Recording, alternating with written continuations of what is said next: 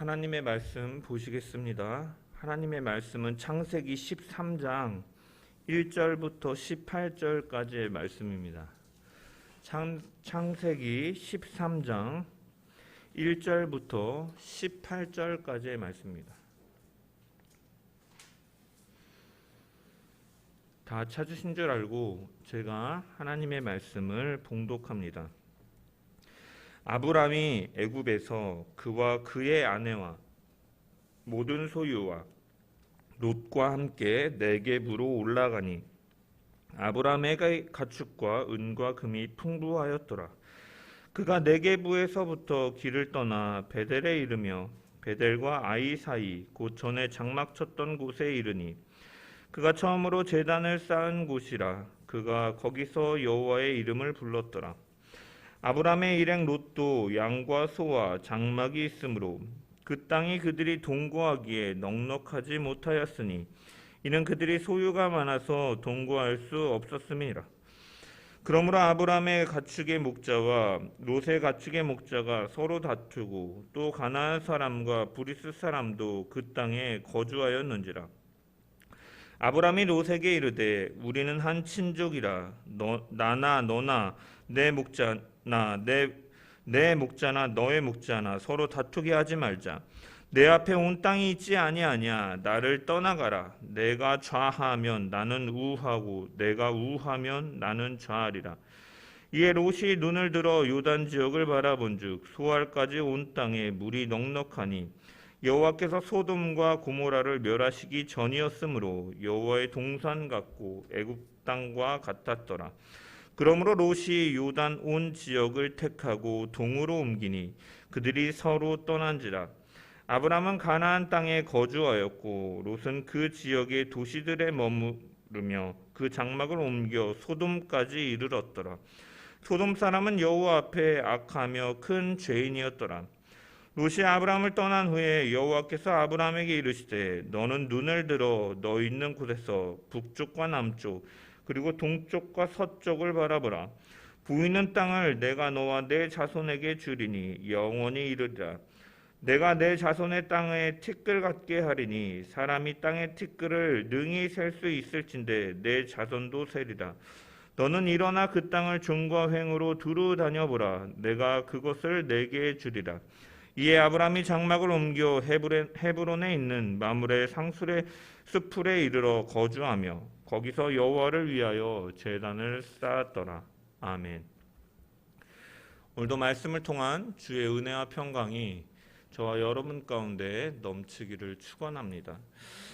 계속해서 아브라함의 이야기를 우리가 보고 있는데 하나님께서는 죄와 사망의 길을 향해 가는 인류를 구원하시기 위해서 여자의 후손을 통해 뱀의 머리를 상하게 할 것이다 라고 인간에게 약속하신 것처럼 이제 한 사람을 택하시고 그 부르시며 그 메시아이신 예수 그리스도를 예비하시는 일을 갖습니다. 그래서 아브라함이 하나님으로부터 부름을 받는 것이죠. 아브라함을 향한 이 부르심에는 아브라함이 어떠한 자격 요건을 갖췄기에 하나님께서 부르셨다라고 기록하고 있지 않습니다. 이것을 통해 하나님의 부르심은 일방적이고 주도적인 택함 가운데 이루어지는 은혜의 부르심임을 우리는 알 수가 있습니다. 그래서 저와 여러분이 이렇게 하나님 앞에 성도로 하나님의 자녀로 예배자로 설 수 있는 것이 내가 조금 남보다 낫고 남보다 선한 행위를 하고 어떠한 양심이 좀 더 살아있어서 하나님께서 그러한 자격 요건을 보시고 우리를 자녀 삼으신 것이 아니라 하나님의 주도적이고 일방적인 은혜와 사랑 속에서 우리를 부르셨다라는 것입니다.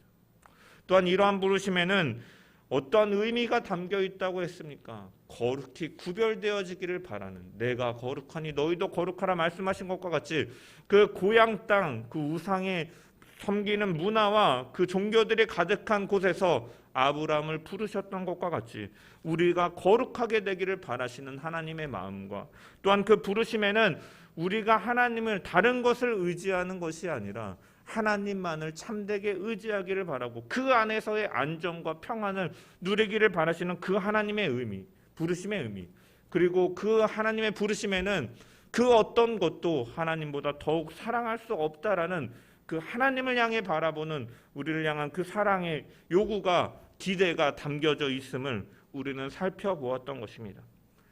이런 부르심을 받은 아브라함은 그는 하나님께서 고향과 친척과 아버지의 집을 떠나 내가 내게 보여줄 땅으로 가라 이 말씀에 순종함으로 나아가는 모습을 보였습니다. 하지만 그 역시도 완전한 선을 이룰 수 있는 사람은 아니었다라고 저번 주에 말씀을 드렸습니다. 하나님 앞에 완벽하게 선을 내세울 수 있는 자가 아무도 없는 것과 같이 그 역시도 넘어지는 모습을 보이게 되는 것이죠. 가나안 땅에 기근이 닥쳤을 때 하나님을 믿고 의지하며 하나님의 일하심을 기다리기보다는 스스로 인생의 위기를 극복하고자 하는 모습 속에서 애굽으로 그는 내려갔다는 것입니다. 애굽에는 나일강이 흐르고 있고 땅이 언제나 강이 흐르고 있기 때문에 비옥해서 그는 기근을 피하기 위해 스스로 인생의 위기를 극복해보고자 내려갔다라는 것입니다. 이 애굽을 향한 내려가면은 하나님으로부터 멀어지는 것을 의미한다라고 말씀을 드렸어요. 왜? 그가 내려가기 전에 기도하면서 하나님의 뜻을 물어본다든지, 아니면 그가 가나안 땅에 들어올 때 하였던 것처럼 제단을 쌓고 하나님의 이름을 부르고 그가 예배하는 자리에 있지 않았다라는 것이죠. 그런 과정이 없이 애굽으로 내려갔다라는 것입니다. 이처럼 하나님의 약속을 신뢰하지 못하고 그가 자신의 힘으로 어떤 위기를 극복하려고 하는 그의 모습 속에서 그에게 무엇이 찾아옵니까? 염려가 찾아오는 것입니다. 하나님을 떠난 자에게는 참 평안이 없다라는 것이죠. 불안과 염려가 찾아오게 됩니다. 특별히 아내 사라의 미모로 인해서 이 애굽 사람들이 그 아내의 미모를 보고 이 아내를 취하기 위해서 자신을 죽이지 않을까 염려해서 그가 어떠한 꾀를 냅니까? 너 나 남편이라고 하지 말고 아내라고 하지 말고 너를 누이라고 하고 나를 오라버니라고 하자.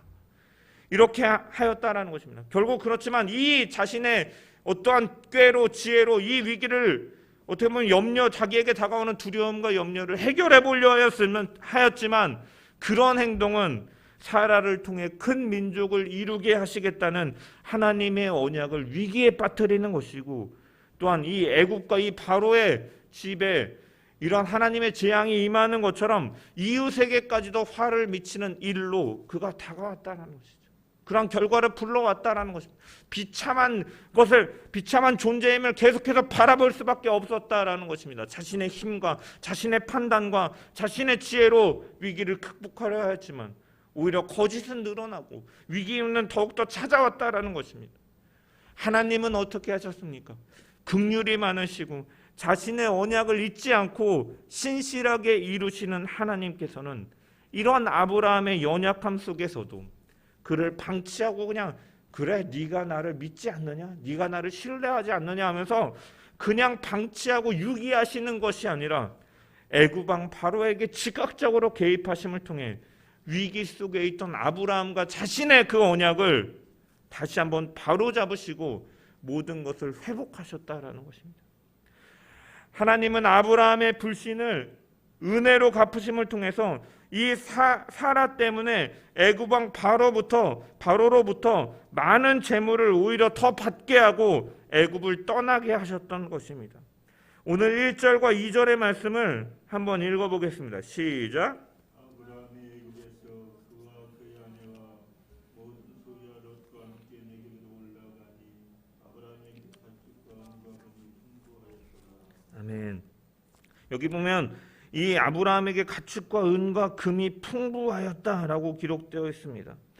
아브라함은 기근이 닥치자마자 하나님의 뜻을 묻지도 않고 약속의 땅을 떠나서 자신의 꾀로 자신의 불안과 염려를 해결하려 하였으나 그런 것들로 인해서 오히려 하나님의 구원의 계획을 위기에 빠뜨리지만 하나님께서는 그런 아브라함에게 이런 그의 연약함으로 인해서 벌어지는 일들조차도 하나님께서 바로잡으심을 통해 20절 12장 20절에 보면 바로가 사람들에게 그의 일을 명하며 그들이 그와 함께 그의 아내와 그의 모든 소유를 돌려보내었더라 말씀하는 것과 같이 오히려 이것을 하나님께서 아브라함을 처음 부르실 때 약속하셨던 것처럼 너로 큰 민족을 이루고 너에게 복을 주겠다. 이 두 번째 복은 물질적인 부까지도 포함하는 것이다 라고 말씀을 드렸는데 이처럼 이 복을 주시는 은혜의 하나님이 이 자신의 선언하신 이 복을 이루시는 것을 보고 있다라는 것입니다.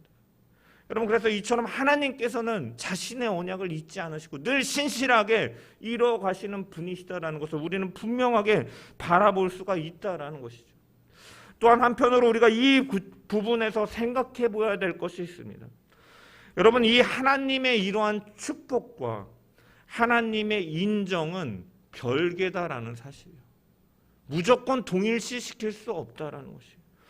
하나님께서는 하나님에게 순종하는 자에게 복을 주시는 분이십니다. 그리고 하나님은 모든 피조 세계를 다스리시고 창조하신 분이시기 때문에 그 복 안에는 이러한 물질적인 복들도 포함될 수가 있어요. 건강의 복도 포함될 수가 있고, 아브라함도 하나님의 개입하심으로 바로에게 많은 부를 얻게 되었습니다. 그런데 우리가 이러한 점 때문에 우리는 어떤 물질이나 환경의 축복을 받는 것을 근거로 해서 그가 하나님께로부터 인정을 받은 사람이다, 하나님께서 크게 사용하시는 사람이다라고 우리가 동일시하는 오해가 있다는 것이죠. 그리고 그것을 근거로 인해서 하나님을 잘 섬기고 자신들이 얻을 수 있는 것을 바라보는 소위 기복주의적인 신앙을 갖기도 한다라는 것입니다. 그러나 여러분, 풍요로운 부와 물질을 얻게 되었다고 해서 그것이 하나님으로부터 인정받는 것이냐라고 한다면 그럴 수 없다라는 것입니다. 아브라함은 애굽에서 있었던 일로 인해서 많은 재물을 얻었지만 그 새롭게 생긴 부가 하나님께서 그를 인정하심으로 인해서 주어진 축복이 아니었다라는 것이에요. 하나님께서 선언하신 복으로 얻은 것이지만 그 부가 아브라함이 한 행위가 정당하다는 근거가, 인정받는 것이다라는 근거가 될 수는 없다라는 것이에요. 아브라함은 염려와 불신으로 인해서 하나님의 언약을 위기에 빠뜨리고 자신의 그 부부관계를 위기에 빠뜨리는 일을 했던 것을 우리는 부정할 수가 없고, 거룩하신 하나님께서 이것을 인정하실 리는 만무하기 때문입니다. 이처럼 우리가 이것은 이렇게 구분해야 됩니다. 하나님께서 주시는 축복과 하나님께 인정받는 것은 별개입니다. 그래서 우리가 환경이나 그 상황을 통해서 어떤 사람이 하나님으로부터 인정을 받았다, 하나님으로부터 크게 사용받고 있다라고 해석하는 것은 무리가 있다라는 것을 기억하면서 우리가 분별해야 된다라는 것이죠. 여러분, 아브라함은 자신의 이러한 실수와 믿음 없음 속에서 하나님의 일하심을 바라보았습니다. 하나님은 바로에게 개입하셔서 그의 집안에 재앙을 내리심으로 그에게 있어서 자신의 아내를 되찾게 하시고 오히려 많은 부를 얻게 하심을 통해서 하나님의 일하심을 경험하였다라는 것입니다. 자신의 삶 속에서 하나님의 일하심을 경험하는 사람은 어떠한 것이 자라게 됩니까? 믿음이 자라게 되는, 믿음이 성장해 가는 것입니다. 여러분, 우리는 여기서 신앙이라는 것을 다시 한번 생각해 볼 수가 있습니다. 여러분, 신앙이라는 것, 우리가 믿음이라는 것을 우리는 단회적인 것으로 오해할 수가 있어요. 예수를 주로 고백하고 시인하는 어떤 그런 단회적인 것만이 신앙이라고 생각하는데, 우리가 이 신앙이라는 것은 일회성으로 이루어지는 것이나 단회적인 것이 아니라 점진적이며 연속적인 것이다라는 것을 우리는 분명히 이해해야 된다는 거예요. 예수를 주로 고백하면서 예수를 따르면서 내 삶의 성화가 이루어지고 그날에 완성될 영화를 바라보면서 걸어가는 것이 바로 신앙이다라는 거예요. 여러분, 아브라함의 삶을 보면요, 그 뒤에도 보면 이 애굽에서 이 바로 왕에게 이 아내를 빼앗길 뻔한 일을 겪고 하나님께서 일하심을 경험한 이후에도 그는 나중에 보면 아비멜렉 앞에서 또다시 같은 실수를 벌이게 됩니다. 아내로 인해서 자신의 생명을 잃을까 봐 누이를 속이는 일을 벌이기도 합니다. 또한 그가 인간적인 방법으로 후손을 하나님께서 큰 민족을 이루겠다고 약속하셨지만 100세 때까지 소식이 없으니까, 늙어가면서까지 소식이 없으니까 하가를 통해서 이스마엘을 낳는 것과 같은 때로는 연약함을 보인다라는 것입니다. 여러분, 그렇지만 그런 과정들을 통해서 결국 그는 하나님 앞에 이삭을 바치라라는 이 하나님의 그 시험과 명령 앞에 믿음을 보이는 것처럼, 신앙이라는 것은요, 하나님의 일하심 속에서, 일하심을 내 삶 속에서 그 베푸시는 은혜들을 경험하면서 점차 만들어져 가는 것이다라는 것입니다. 이처럼 우리의 구원을 이루는 것은 우리를 위해 일하시는 하나님, 중보자 되시는 예수 그리스도, 내주하시는 성령 하나님, 이 삼위일체 하나님의 주도적인 일하심 속에서 우리는 점점 빚어져 가고 다듬어져 감을 우리가 기억하면서 그 하나님의 손길에 나를 맡기고 토기장이의 손에 그 흙이 빚어짐을 통하여 그릇이 만들어지는 것과 같이 하나님은 우리의 구원을 이뤄가심을 우리는 기억하며 믿음으로 걸어나가는 저와 여러분 되기를 주님의 이름으로 축원합니다. 이 하나님의 은혜 속에서 그는 애굽에서 네게부에서 베델과 아이 사이에 있는 곳으로 올라갔다라고 기록하였습니다. 여러분 1절의 말씀에서 아브라함이 네게부로 올라가니라고 이렇게 기록되어 있는데, 여러분 이 올라갔다라는 표현은 저지대에서 이 팔레스타인 고지대로 올라가는 것을 의미하기도 하지만 동시에 그의 신앙의 성장을 의미하는 것이다라는. 왜?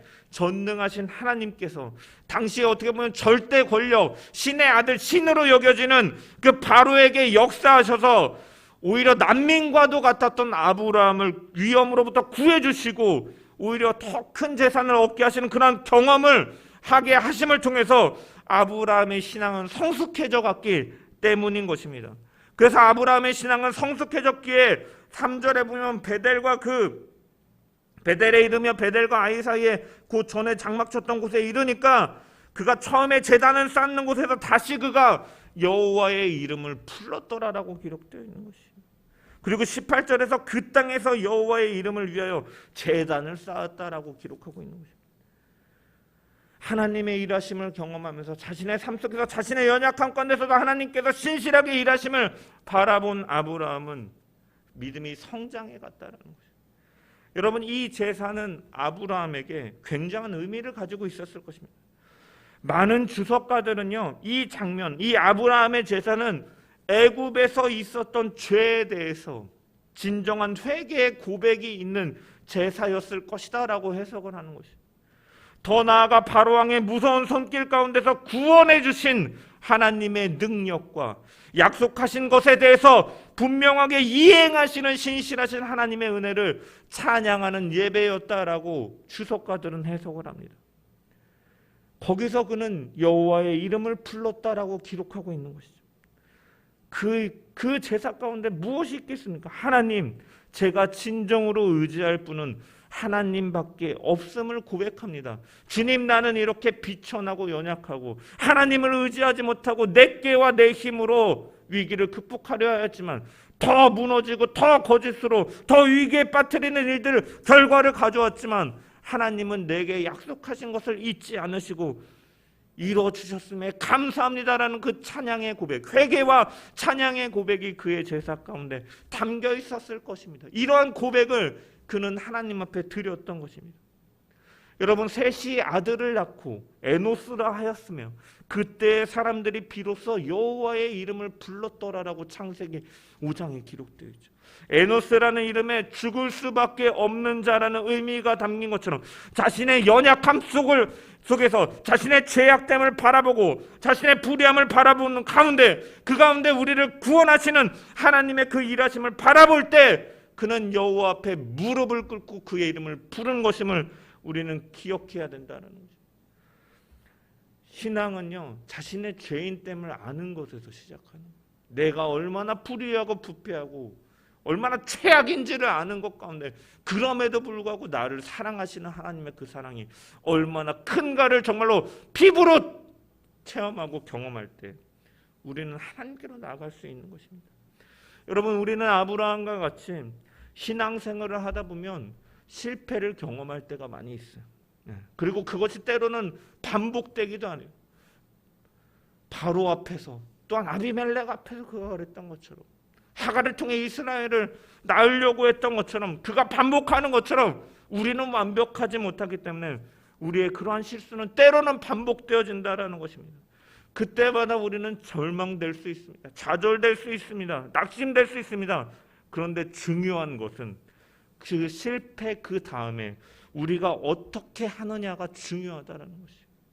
아브라함은 실패 다음에 그 실패한 자리에서 그 좌절하면서 낙심해하고 있는 것이 아니라 하나님의 일하심을 바라보면서 그가 하나님께로 돌아갔다라는 것이에요. 하나님이 머물러 하신 곳으로 거하여서 그곳에서 예배를 드렸다라는 것입니다.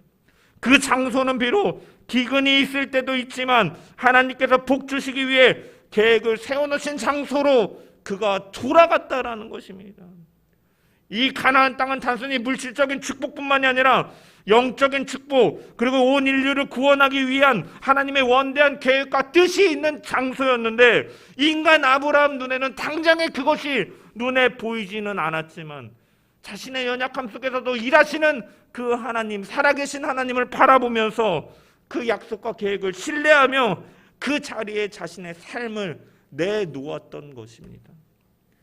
여러분, 우리의 신앙생활 가운데서 때로는 우리 역시도 실패자의 모습을 보일 때가 있다는, 오늘 이 자리에 있는 저와 여러분 가운데도 이러한 여러 모양으로 실패를 경험한 경험들이 있을 것입니다.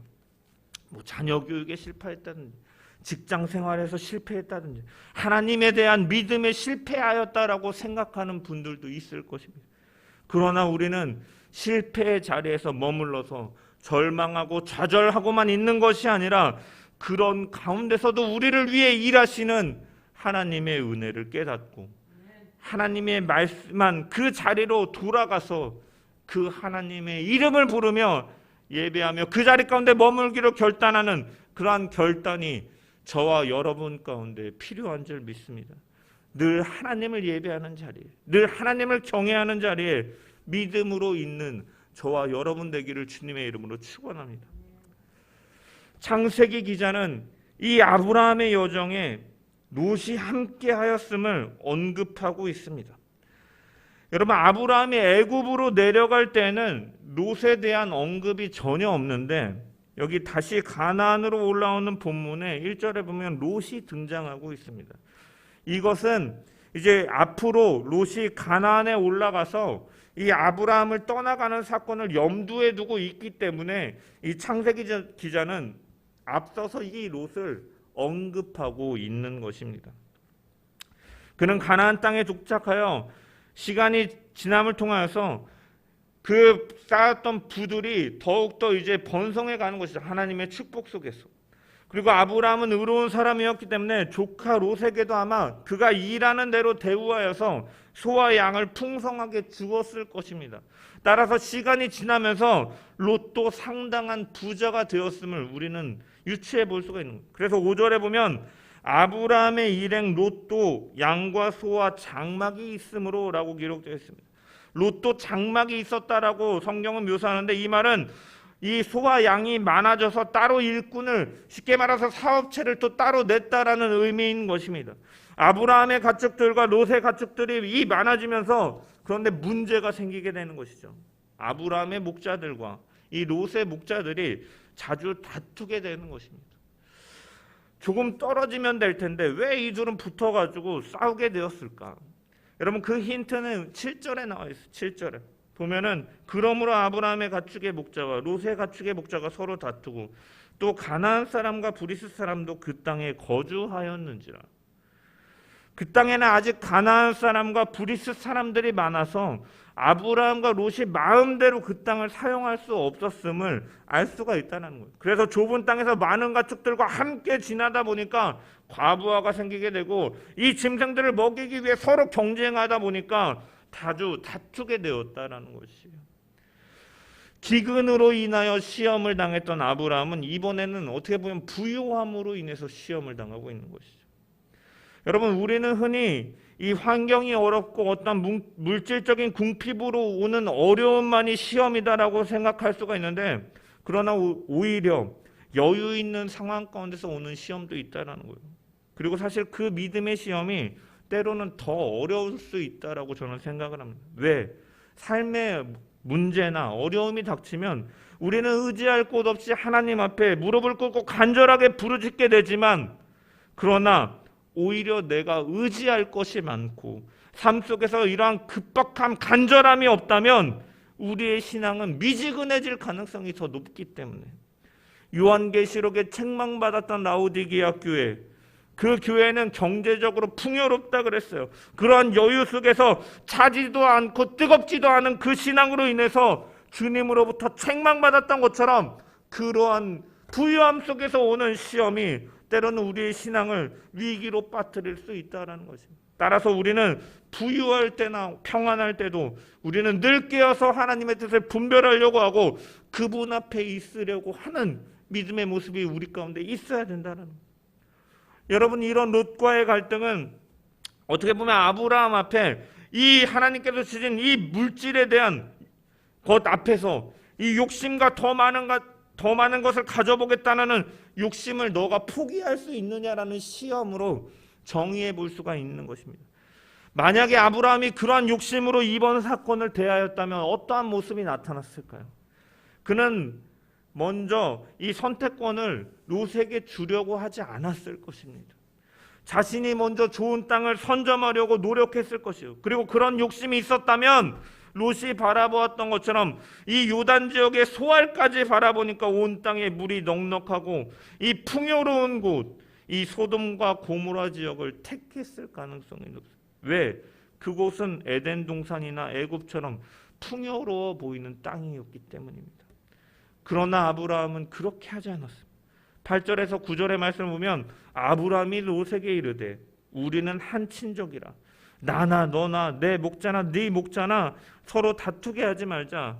내 앞에 온 땅이 있지 아니하냐. 나를 떠나가라. 내가 좌하면 나는 우하고 내가 우하면 나는 좌하리라. 이것은 우선권을 롯에게 넘기는 양보와 관용의 태도였다. 물질에 관해서 욕심을 내는 것이 아니라 하나님께 맡기고 자신은 순종하는 모습을 보이고 있다는 거예요. 이것은 복을 주시는 것도 환경이 아니라 하나님임을 알고 있기 때문에 가능한 태도이고 세상의 풍요와 만족을 바라보는 것이 아니라 하나님의 말씀 안에 담긴 약속의 풍성함을 바라보고 있는 증거가 되기도 하는 것입니다. 여러분, 그리고 아브라함이 이 분쟁을 해결하고자 하는 이유 가운데는 하나님의 이름 때문이었음을 우리는 또한 알 수가 있다는 거예요. 여러분, 그는 신앙 때문에 하나님의 명령을 쫓아 이 땅에 이주해 왔습니다. 가나안 땅에 한 집안이 이주해 온 것입니다. 이방인들이 보니까 이들은 하나님을 섬기는 사람들이에요. 단을 쌓아 제사를 드리고 찬양하는데 재산 문제 때문에 다투게 된다면 그 모습을 보고 그 사람들은 이 땅에서 있는 가나안 사람과 브리스 사람, 거주하고 있는 이 사람들은 무슨 생각을 가졌겠습니까? 하나님을 믿는 것들도 별다를 바 없구나. 한 집안끼리 서로 싸우고 있구나. 여러분, 그렇기 때문에 이 하나님의 이름이 더럽혀진다는 사실을 아브라함은 알았기 때문에 이 문제를 적극적으로 해결하려고 하였던 것입니다. 여러분, 신앙이라는 것이 무엇입니까? 신앙은 그리스도 안에서 하나님의 영광을 위해서 사는 것입니다. 그분의 영광을 위해 사는 것이 바로 신앙인의 모습인 것이죠. 나를 위해 돌아가신 예수님 때문에, 그리고 그 독생자 아들을 아낌없이 내어주신, 그 보내주신 하나님의 한량없는 사랑 때문에 믿음 안에서 성령을 따라 바르게 살아가는 것이죠. 이 하나님의 사랑을 알고 그분이 우리를 사랑하셨기에 나도 그분을 사랑하며 그 하나님의 영광을 위해 살아가는 것이 신앙이다라는 것이.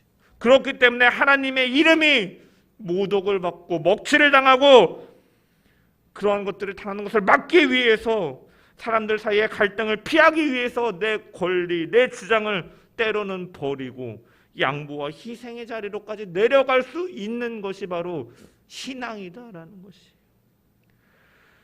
여러분, 우리의 주변 사람들은 우리가 신앙인이라는 것을 압니다.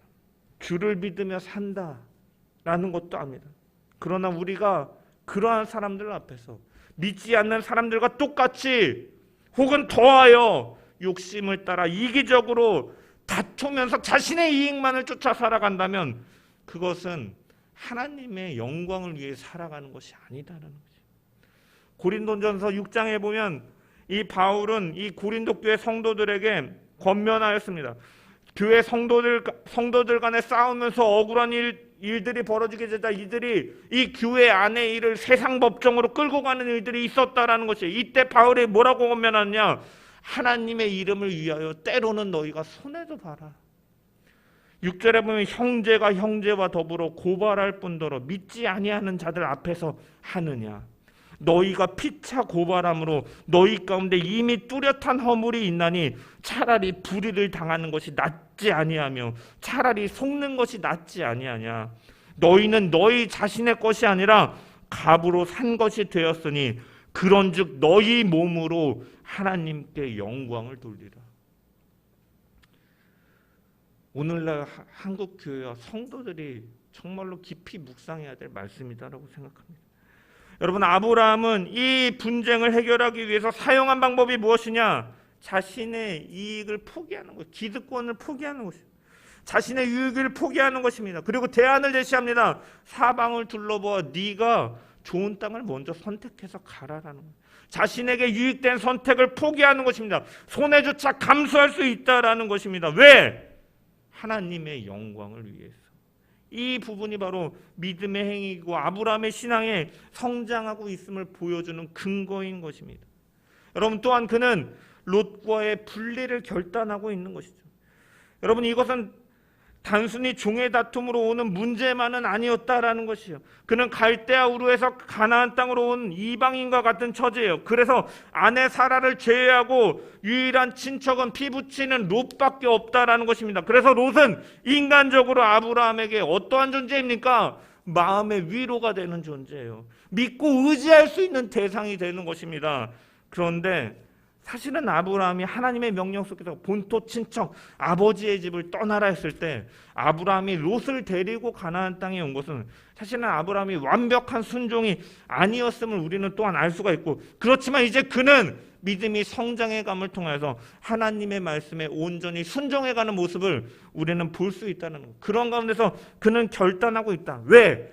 애굽에서의 그 경험을 통해 하나님의 일하심을 경험하고 믿음이 성장해가고 있기 때문에 더 이상 사람을 의지하는 것이 아니라 하나님을 의지할 수 있게 되었기 때문에, 그래서 본토 친척 아버지의 집을 떠나라는 하나님의 명령 속에 하나님을 기쁘시게 하겠다라는 결단으로 그는 순종하는 믿음의 행위로 나타나고 있다라는 것입니다.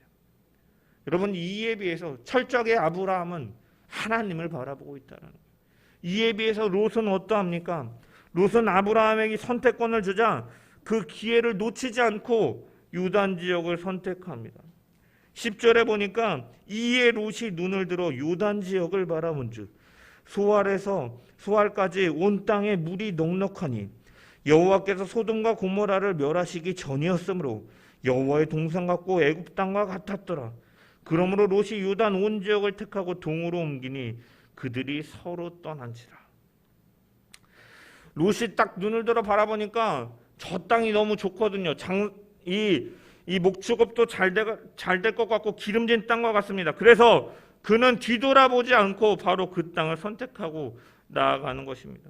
근데 여러분이 이러한 선택 가운데 그는 결국은 보면 12절에 보면 아브라함은 가나안 땅에 거주하였고 롯은 그 지역의 도시들에 머무르며 그 장막을 옮겨 소돔까지 이르렀더라라고 기록되어 있어요. 처음에는 그 지역 근방으로, 소돔 지역 근방으로 갔다가 점점 이제 그 안으로 들어가고 있는 것입니다. 13절에 보면 소돔 사람은 여호와 앞에 악하며 큰 죄인이었다라고 말하고 있는데 롯은 어떻게 보면 이 복의 근원이고 어떻게 보면 믿음의 공동체를 떠나서 세상을 향해 나아가며 어떻게 보면 불신의 세계로 들어가고 있는 모습을 묘사하는 것과 같다라는 것이에요. 아브라함에게 주신 하나님의 언약 때문에 롯은 아브라함 곁에서 함께 있을 때 그는 그 복을 누릴 수 있었을 텐데 세상을 향한 그의 자신의 욕심에 빠져서 육신의 정욕과 안목의 정욕과 이생의 자랑을 쫓아서 가게 되니까 그는 자신도 모르게 점차 세상을 향해 흘러가고 있다는 것이, 어디까지 가는가? 점점 소돔을 향해 나아가고 있다는 것. 우리가 창세기에서 동쪽으로 간다는 것은 하나님으로부터 멀어진다는 의미를 갖고 있다고 했습니다. 그가 동쪽으로 갔더라. 점점 소돔을 향해 나아가고 있다는, 그리고 결국에는 소돔에 들어가게 되고 그 소돔 사람들과 함께 살게 되는 것이죠. 여러분 야고보서 1장 15절에 보면 욕심이 잉태한즉 죄를 낳고 죄가 장성한즉 사망을 낳느니라라는 말씀처럼 처음에 롯은 소돔을 향해 나아갈 때는 눈에 보이는 그 비옥함을 보고 이 육신의 정욕을 쫓아 그가 나아감을 통해 주변에 머물지만 그러다가 점점 그 악한 소돔을 향해 나아가고 있는 것처럼, 그리고 결국 그 안에서 소돔 사람들과 함께 살아가고 있는 것처럼 우리의 신앙생활에 있어서 롯과 같이 하나님이 아닌 우리의 눈에 보기에 좋은, 내게 물질적으로 환경적으로 이득이 된 것과 같은 신앙을 타협하며 살아간다면 그 작은 타협의 발걸음은 아브라함으로부터 떠나 소돔 주변에서 소돔을 향해 나아가고 있는 것처럼 하나님의 뜻과 반대로 가는 경우가 너무나 많이 있다라는 것입니다.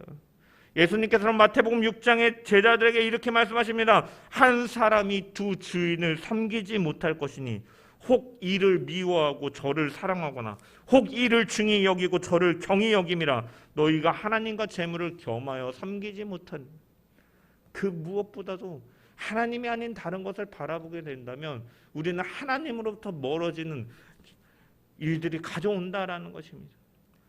여러분, 우리는 어떻게 살아가야 됩니까? 베드로 사도는 성도들에게 이렇게 성도들을 향해서 거류민과 나그네 같은 너희들아라고 말했습니다.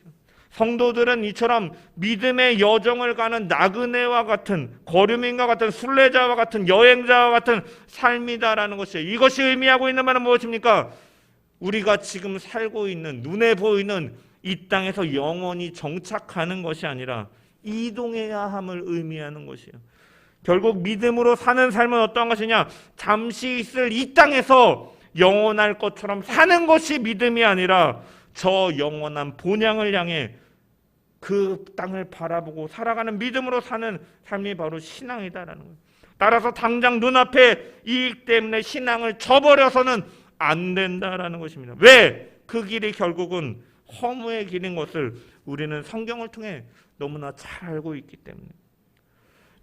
여러분, 아브라함이 애굽 땅을 나오면서 무슨 생각을 했을까요? 그가 애굽 땅을 내려간 것도 잘못이지만 아내를 누이라고 했던 것을 생각하면서 내 힘대로 내 인생을 마음대로 할 수 없음을 그는 깨달았을 것입니다. 약속을 깨트린 그로서는 하나님께 나아갈 수조차도 없었을 것입니다. 정작 자신은 약속을 깨트렸지만, 그렇지만 하나님은 그럼에도 불구하고 약속을 지키셔서 아브라함을 다시 돌려보내주시는 거예요. 그 가정에게 회복을 주시는 거예요. 거기다가 부까지도 더 풍성하게 얻도록 하시는 것입니다. 이러한 것들을 경험하면서 아브라함은 무엇을 느꼈을까요? 물질이라는 것, 부라는 것, 복이라는 것도 내가 노력해서 얻어지는 것이 아니구나. 죽고 사는 문제가 나에게 달려있는 것이 아니구나. 하나님께 달려있구나라는 것을 그는 경험하였던 것입니다. 그리고 그 경험은 그를 믿음으로 살게 하였다는 것. 그래서 분쟁 앞에서 자기의 기득권조차 이익조차 내려놓고 포기할 수 있었던 것입니다. 여러분, 우리가 이 땅을 살아가면서 우리는 수많은 선택을 하면서 살아갑니다. 그 가운데 때로는 우리가 실패하고 넘어질 수도 있습니다. 때로는 연약함 가운데 우리가 이 아브라함 같이 때로는 넘어질 때가 있다라는 것입니다. 그렇지만 우리가 기억해야 될 것은 그 하나님은 그럼에도 불구하고 우리를 포기하지 않으신다는 것. 우리의 구원을 이뤄 가신다라는 분이에요. 우리는 그 하나님을 끝까지 신뢰하는 믿음으로 살아가야 된다라는 것을 우리는 기억해야 될 줄 믿습니다. 내 삶 가운데 일하시는 하나님을 바라보면서 우리의 믿음이 날로 성장해가는 저와 여러분 되기를 소망합니다. 그 길이 때로는 실패처럼 느껴질 수 있습니다. 오히려 손해인 것처럼 느껴질 수 있습니다. 아브라함이 그 땅을 비옥해 보이는 땅을 포기하는 것처럼, 어떻게 보면 손해보는 것처럼 느껴질 수 있습니다. 그러나 그것이 궁극적으로 본질적으로는 참된 복된 길임을 우리가 기억하며 살아가는 저와 여러분 되기를 축원합니다. 예수님도 마찬가지였습니다. 그가 걸으신 십자가의 길은 실패한 사람의 길처럼 보였습니다. 하나님께 순종했던 그 예수 그리스도가 보이신 그 믿음의 도는 십자가라는 고통이 그의 눈앞에 있었다라는 거예요. 그래서 어떤 사람은 십자가에 달린 예수님을 통해서 하나님은 실패했다고, 예수님은 실패했다고 말하는 자들도 있습니다. 그렇지만 그것은 실패가 아니었다라는 거예요. 그것은 예수 그리스도를 통해 모든 인류를 구원하시는 하나님의 구원의 섭리였다라는 거예요. 마찬가지로 실패하는 것 같지만 하나님의 뜻에 순종하면 결국은 궁극적으로 승리하고 하나님이 복이시기 때문에 이 참된 복을 누리며 살아가는 것과 같이 그 하나님과 그 언약을 기억하며 그 신실하신 하나님을 바라보는 그 사람은 그 놀라운 하나님께서 주시는 은혜를 맛보게 될 것임을 기억하며 소망하며 믿음으로 날마다 믿음의 자리 가운데 거하며 하나님을 예배하는 경외하는 저와 여러분 되기를 주님의 이름으로 간절히 축원합니다.